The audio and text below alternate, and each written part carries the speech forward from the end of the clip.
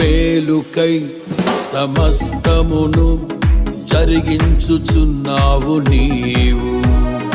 ఏదియు కొదువ చేయవు నిన్నాశ్రయించిన వారికి.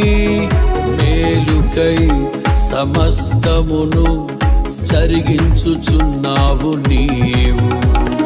ఏదియు కొదువ చేయవు నిన్నాశ్రయించిన వారికి. భీకరమైన కార్యములు చేయుచున్నవాడా,